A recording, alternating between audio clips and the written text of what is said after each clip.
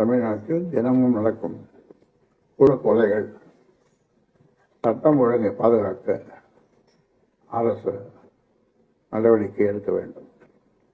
தமிழ்நாட்டில் திட்டமிட்டு நடத்தப்படும் கொடூர கொலைகளின் எண்ணிக்கை நாளுக்கு நாள் அதிகரித்து வருகிறது.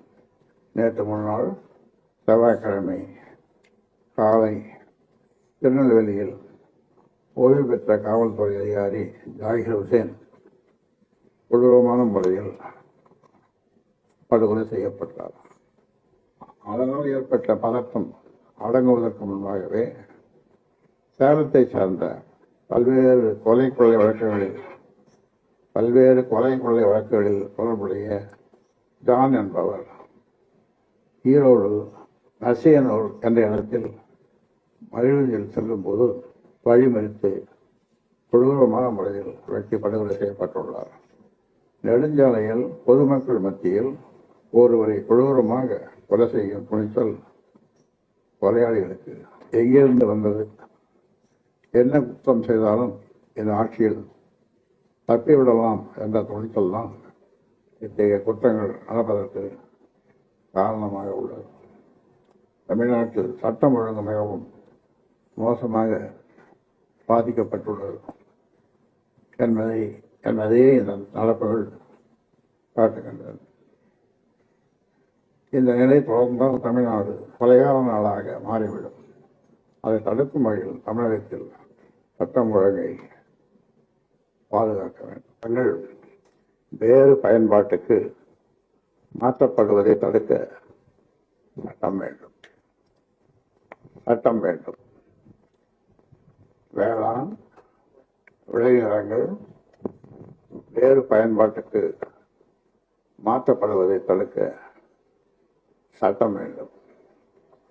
கேரளத்தில் இப்போதுள்ள நெல் விளையும் நிலங்களை எந்த விலை கொடுத்தாவது பாதுகாக்க அரசு உறுதி பூண்டிருப்பதாகவும் நெல் வயல்கள் வேறு எந்த பயன்பாட்டுக்கும் மாற்றப்படுவதை ஒருபோதும் அனுமதிக்க மாட்டோம் என்றும் கேரள அரசு அறிவித்திருக்கிறது.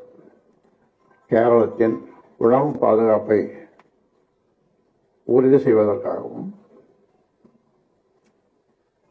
நிலத்தடி நீர்மட்டத்தை பாதுகாக்கவும் இந்த முடிவை எடுத்திருப்பதாக கேரள சட்டப்பேரவையில் அம்மாநில வேளாண்மை துறை அமைச்சர் பிரசாத் கூறியிருக்கிறார்.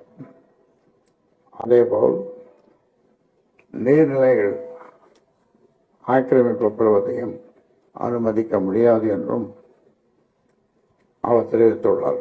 கேரள அரசின் இந்த நிலைப்பாடு பாராட்டத்தக்கது. ஆனால் தமிழ்நாட்டில் என்னதான் முப்போகம் நெல் விளையும் பூமியாக இருந்தாலும் அதிகாரிகளை சரிகட்டிவிட்டால் அடுத்த 6 மாதங்களில் அந்த நிலத்தை வீட்டு மனைகளாக்கிவிட முடியும். அதற்கு எந்த தடையும் இல்லை. இன்னொரு புறம் சிப்காட் தொழிற்பேட்டை, நிலக்கரி சுரங்கம், வளர்ச்சி திட்டங்கள் ஆகியவற்றுக்கு தேவை என்று கூறி அரசே நிலங்களை பறிக்கிறது.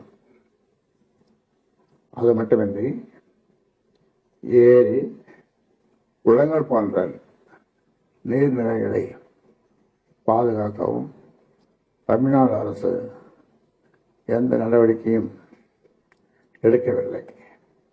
மாறாக தமிழகத்தில் வளர்ச்சி,